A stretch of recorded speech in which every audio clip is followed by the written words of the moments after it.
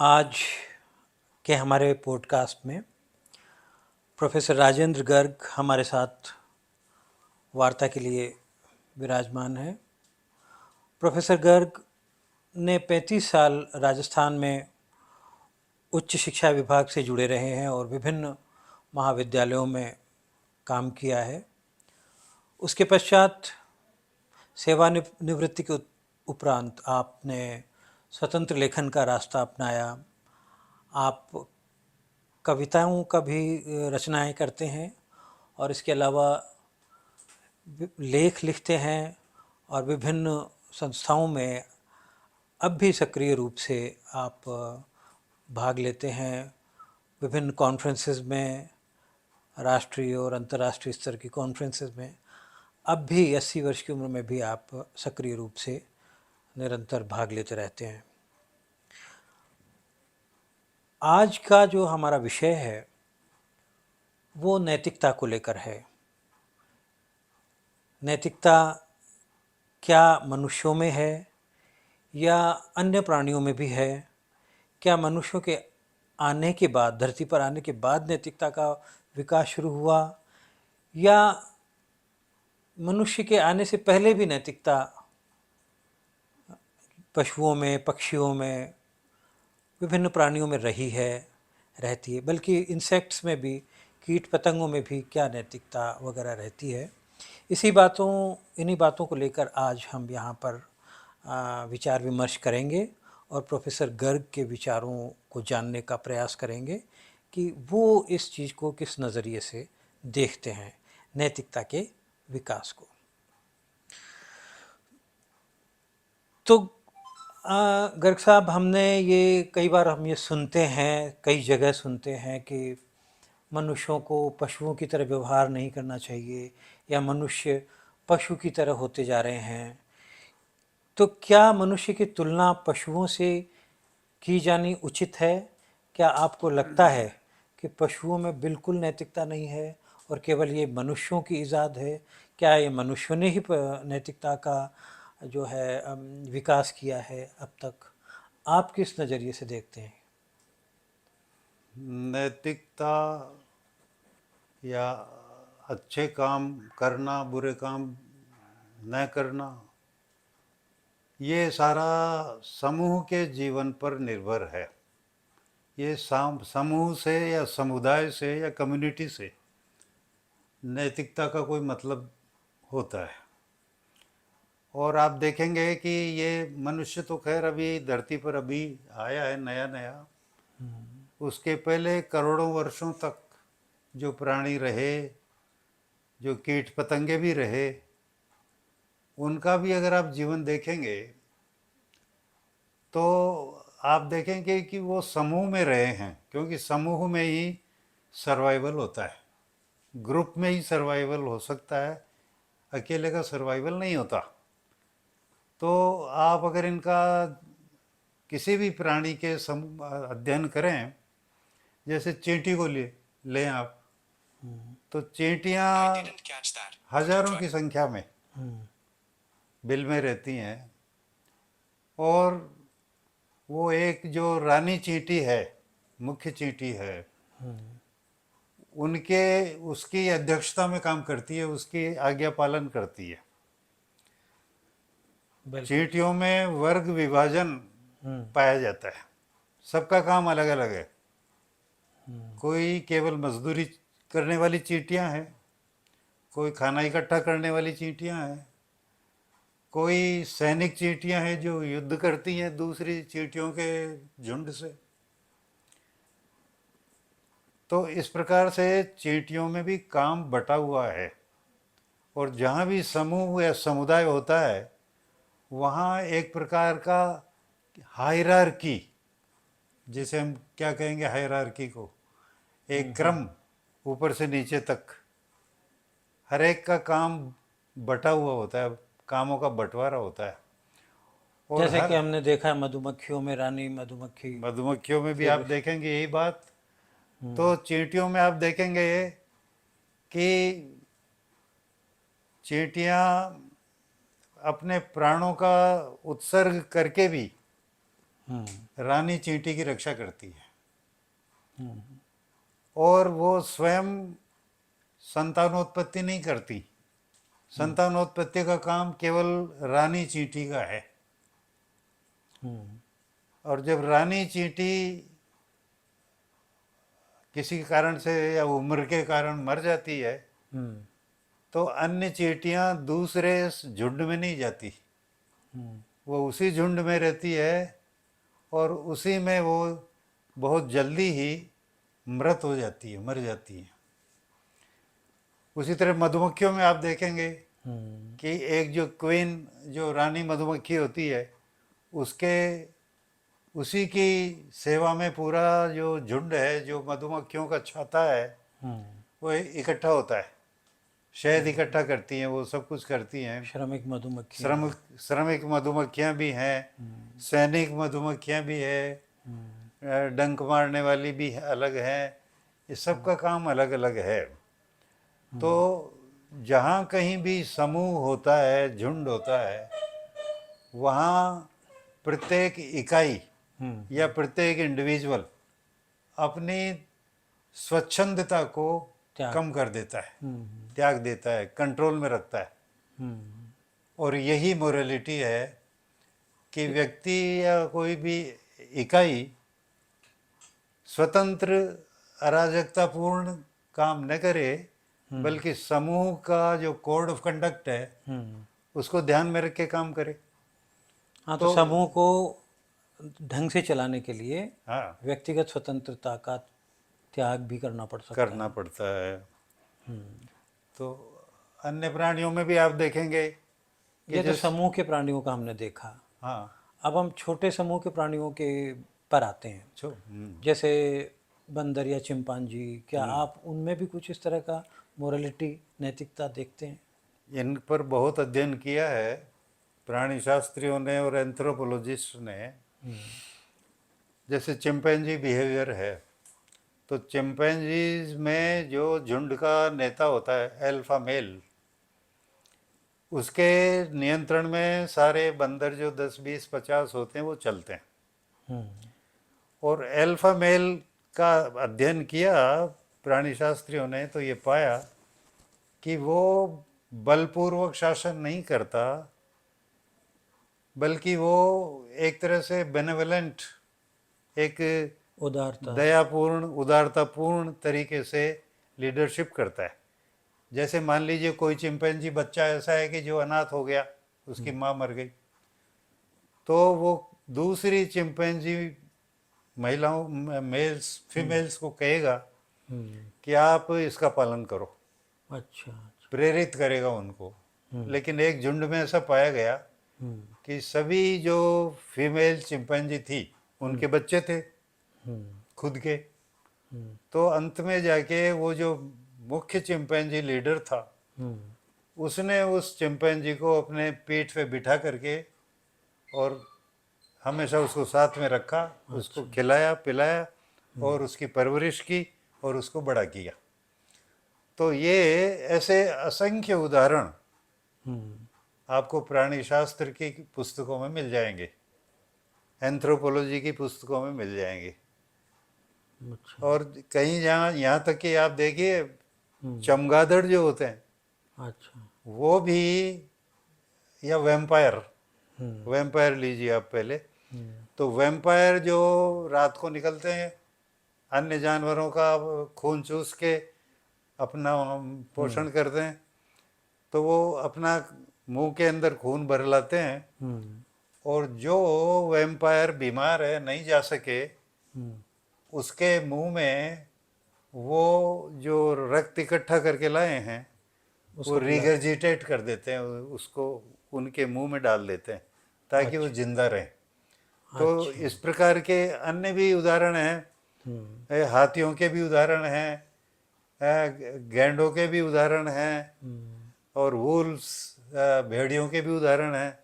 तो अपने अपने झुंड की रक्षा के लिए, हाथियों में कोई बच्चा छोटा, किसी का भी बच्चा हो, अगर वो मान लीजिए पैर में लगी और चला नहीं जाता, तो चारों तरफ बड़े बड़े हाथी उसके इकट्ठे होके जंगल में, ताकि उसको अन्य जानवरों से बचाया जा सके, उसको पानी तक ले जाते हैं, पानी पिलाते हैं, फिर उसको वापस लाते हैं। हाँ, हाथियों के बारे में तो हमने हाथियों पढ़ा सुना है कुछ थोड़ा हाँ। बहुत, लेकिन वैम्पायर के बारे में तो ये आपने पहली बार ये नई चीज़ हमें बताई, हमारे दर्शकों को बताई। और चिंपांजीज में या बंदरों में भी इस तरह की प्रवृत्ति, सहयोगात्मक प्रवृत्ति देखी जाती है समूह के अंदर। ये भी हमें आज ही आपकी बातों से पता लगा है। एक चूहे का बोला। चूहे का भी आप बता सकते हैं कुछ ऐसा? चूहों में भी होता है? चूहों पर भी प्रयोग हुआ। हाँ। वैज्ञानिकों ने उनकी मानसिकता और उनकी बिहेवियर अच्छा। का अध्ययन किया। हम्म। तो कई इसमें एक्सपेरिमेंट हैं। एक एक्सपेरिमेंट जो मुझे याद हो गया, मैं बता रहा हूँ आपको। अच्छा। एक चूहा जाल में फंस गया था। हम्म। अब एक दूसरे स्वतंत्र चूहे को हम्म। जाल के पास छोड़ दिया गया और उसके उसके पास ही एक चॉकलेट का पैकेट अच्छा अच्छा। रख दिया गया। हम्म। और ये देखा गया कि चूहा की प्राथमिकता क्या रहती है। हम्म। तो ये पाया गया कि उस चूहे ने चॉकलेट के पैकेट की तरफ देखा नहीं, वो सूंघ के वापस आ गया, अच्छा कोई उसमें रुचि नहीं ली। अच्छा। और वो जो जाल में फंसा हुआ था चूहा दूसरा, हम्म।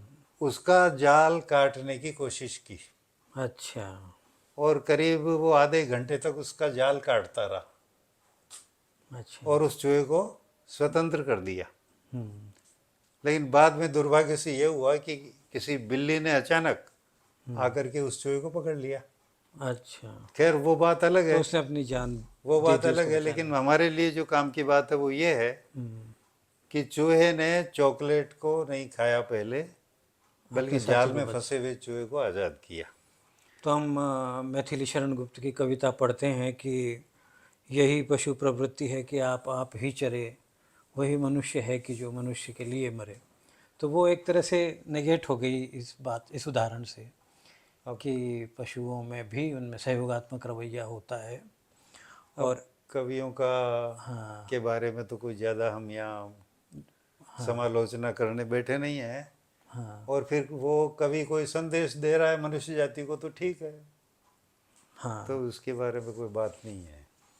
अच्छा, ये तो आपने बहुत बढ़िया बात बताई। इसके अलावा भी कुछ जानवरों के सहयोगात्मक रवैयों के बारे में या कोई आप कोटेशंस या कुछ ऐसा बताना चाहते हैं हमारे दर्शकों को? हाँ, जानवरों के बारे में बहुत विस्तार से ये सब कुछ अध्ययन किया गया है। अब उन सब पर विचार करेंगे तो बहुत लंबा चौड़ा हो जाएगा।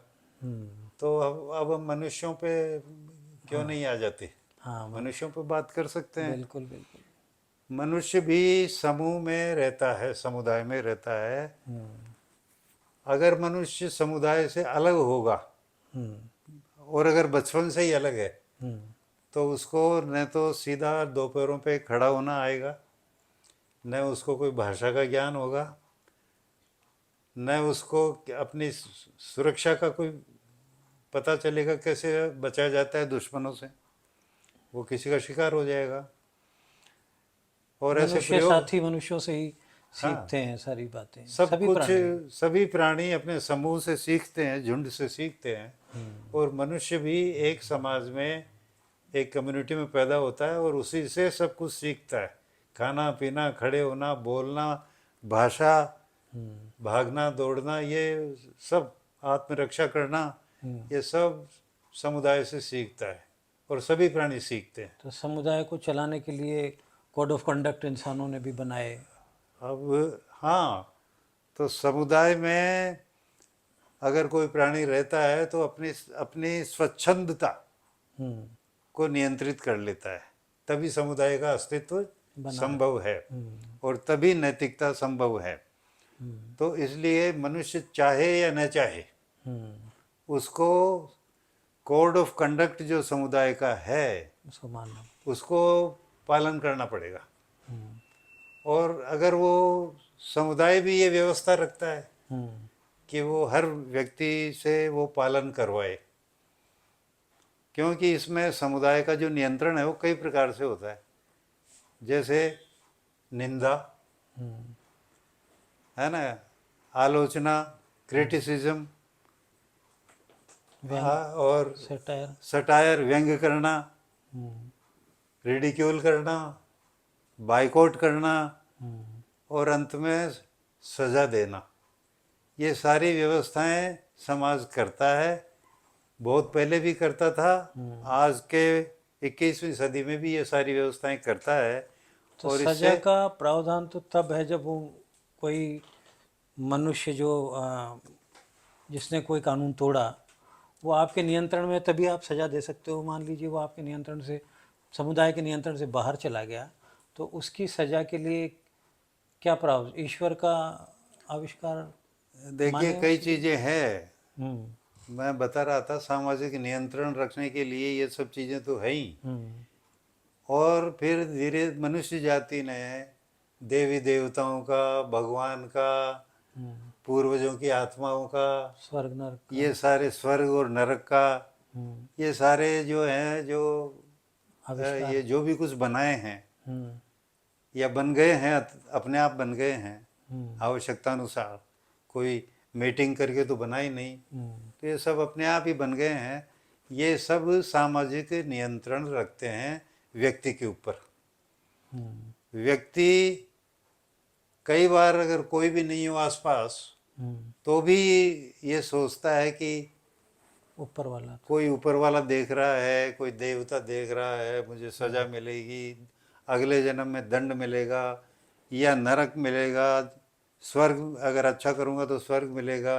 ये सारी बातें ये इसीलिए धीरे धीरे डेवलप हो गई कि समाज को अस्तित्व में रहना है, और इंडिविजुअल तभी बचा रहेगा जब समाज होगा। कोई व्यक्ति समाज रहित परिस्थिति में जन्म नहीं ले सकता, और अगर लेके उसको जंगल में छोड़ दिया जाए, सीख भी नहीं सकता। वो भेड़ियों ने कई तरह की एपिसोड हैं, भेड़िया बच्चा रामू, मोगली, तो वो एक, और वो कौन, मोगली, मोगली, इस तरह की। तो वो न तो वो जिस जानवर के झुंड में रहेगा वैसे ही तो चलेगा, चार पैरों पे चलेगा, वो वैसे ही जाके पानी पिएगा तालाब में, खड्डे में, जैसे अन्य जानवर पीते हैं, और वैसे ही आवाज़ करेगा। भेड़ियों में रहता है तो भौंकेगा। तो इस तरह से वो मनुष्य बन ही नहीं सकता। तो जैसे हम ये देखते हैं कि पूरी पृथ्वी पर मनुष्य हैं, हाँ, तो क्या ये नियम भी सार्वभौमिक, मतलब सभी मनुष्यों में एक ही नियम है, या उनकी परिस्थितियों के हिसाब से अलग अलग समूहों के अलग अलग नियम हैं? देखिए जब मनुष्य प्रिमिटिव जीवन में था, जंगली अवस्था में था, तब भी क्या था कि पारस्परिकता, मिलकर के काम करना।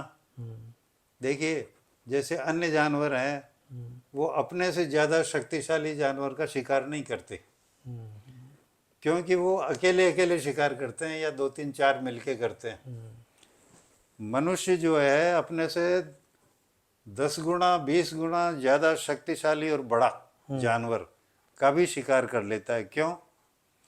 क्योंकि मनुष्य कोलेबरेट करता है। सारे मनुष्य 100 50 मिलकर के सहयोग करते हैं। शिकार करते हैं एक जानवर पर, अगर वो बलशाली है तो इसलिए ये सहयोगात्मक प्रवृत्ति, कोलेबोरेशन जिसे हम कहते हैं, ये मनुष्य ने थोड़ी सी भाईचारा है, ज़्यादा विकसित कर लिया। हाँ, ये मनुष्यों में विकसित हो गया, और इसलिए मनुष्य अन्य जानवरों से ज़्यादा आगे बढ़ गया। यहाँ तक कि जो निएंडरथल मैन था, उसमें सामूहिकता कम थी और स्ट्रेटजी बनाना नहीं जानता था। तो जब होमोसेपियन आया, नया मनुष्य आया, उसमें वो शक्ति, शारीरिक शक्ति से तो कमज़ोर था निएंडरथल के सामने, लेकिन उसमें प्लानिंग है, स्ट्रेटजी बनाना है, सहयोग है, किधर से सहयोग है, किधर से अटैक करना है, किधर से बच के भागना है, ये सारी चीज़ें उसमें थी। तो वो सफल हो गया और निएंडरथल दुनिया से वो बड़े ग्रुप्स बना खत्म, पाया, बड़े ग्रुप बनाता रहा, और ये जो बड़ी स्टोरीज रचता रहा, और स्टोरी, एक ही स्टोरी को मानने वाले जो है वो लाखों लोग हो जाते हैं। तो वो इस प्रकार से एक स्टेट बन बॉन्डिंग हो जाता है। तो वो इस तरह से, और तो आज भी हम देखते हैं कि ये सारी बातें आधुनिक मानव में भी है, ये प्रिमिटिव मनुष्य में भी थी, ये सब चीज़ें समूह में रहने वाले जानवरों में भी हैं और थी। तो कुछ भी ऐसा नहीं है कि मनुष्य ने कोई, ज़्यादा विकसित। अब आप कहें कि भाई धर्म ने नैतिकता का विकास किया या धार्मिक विश्वासों ने किया, तो ये हम देख रहे हैं, तो पशुओं से ही तो शुरुआत हुई थी। हाँ, तो यहाँ तक तो होता है कि स्वर्ग और नरक, स्वर्ग पशुओं का में नहीं था। लालच और नरक का भय और देवी देवताओं का क्रोध, ये तो काम करते हैं। लेकिन अब आप ये बताइए, जैसे दो आदमी हैं, राम और श्याम, दोनों अलग अलग अपने अपने घरों में भोजन कर रहे हैं। एक बूढ़ा भूखा दरिद्र रोगी भिखारी आता है जो कई दिनों से उसको खाना नहीं मिला। अब वो पहले राम के पास जाता है, तो राम तो वो और कुछ नहीं जानता, राम तो इतना है, इतना उसने महसूस किया कि भाई ये जब तक मैं इसका पेट नहीं भरूं तब तक मैं नहीं खाऊं। मैं ग्रास निगला नहीं जा सकता मेरे से। उसका ग्रास गले में ही रह गया, निगल नहीं पाया वो उसको, और पहले उसकी भूख मिटाई। और दूसरा श्याम के पास जाता है, फिर वही भिखारी। तो श्याम सोचता है कि भाई भगवान भी देख रहा है, देवता देख रहा है, और ये सब चीज़ें अगर मैं अच्छा करूँगा तो मुझे अच्छा लाभ मिलेगा आगे जाके, और अगर बुरा करूँगा तो दंड मिलेगा। ये सारी बातें कैलकुलेशन करके वो उसको खाना खिला देता है। अब आप ये बताइए, आपको दोनों में से किसमें शुद्ध नैतिकता किसमें पाई, आपने महसूस किया, बताइए। जो निर्भय होकर जिसने किया काम। जिसने ये सब चीज़ें कैलकुलेशन नहीं की, कोई हिसाब किताब नहीं लगाया, और जो स्वतः, जैसे अब्राहम लिंकन है, वो अपने मुंशी के साथ कहीं जा रहे थे अदालत में, जब वो बैरिस्टर थे, तो रास्ते में एक कीचड़ के गड्ढे में एक जानवर सुअर उसमें फंस गया और निकल नहीं पा रहा था। तो अब्राहम लिंकन झट से कूद पड़ा उस कीचड़ के गड्ढे में और उस सुअर को पकड़ के निकाला, और सारे कपड़े खराब हो गए, सब कुछ नीचे से ऊपर तक। तो मुंशी ने कहा कि आपने क्या किया, अब अभी तो अपने को अदालत में चलना है, और ये कपड़े पहन, और ये आप मुझसे कह देते तो मैं कर लेता ये काम। तो अब्राहम लिंकन ने कहा कि भाई दर्द तो मेरे हो रहा है और गोली तुमको दूं, उससे क्या मतलब, मैं मुझे छटपटा हो रही थी, कष्ट हो रहा था, तो मैं कूद पड़ा।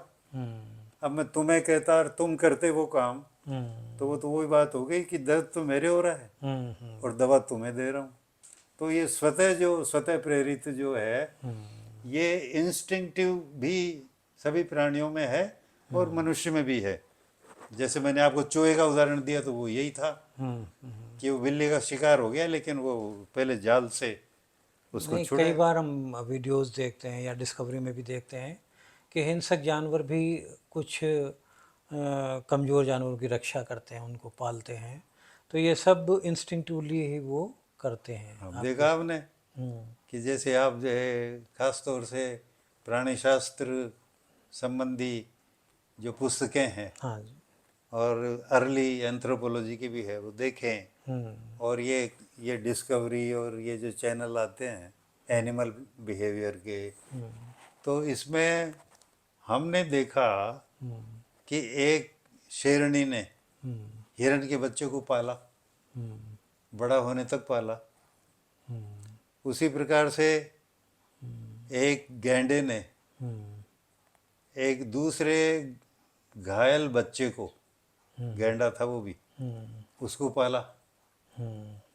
और ऐसे और भी असंख्य उदाहरण आपको मिलेंगे कि जानवर भी एक दूसरे को, असहाय को कभी कभी स्वतः प्रेरित होके ऐसा करते हैं। तो इसका मतलब ये है कि कुछ किस्म की मोरालिटी हमारे हार्ड वायर्ड है, हमारे डीएनए में। मनुष्य मात्र के जीन्स में है।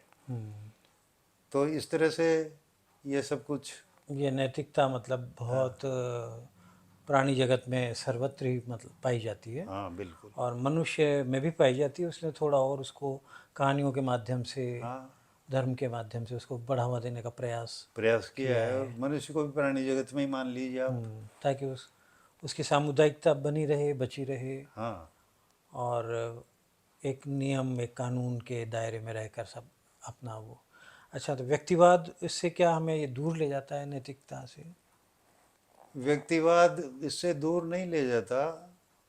व्यक्तिवाद एक प्रकार की विचारधारा है कि भाई मनुष्य जो है समाज में भेड़ की तरह न रहे, बल्कि स्वतः विवेक से काम करे।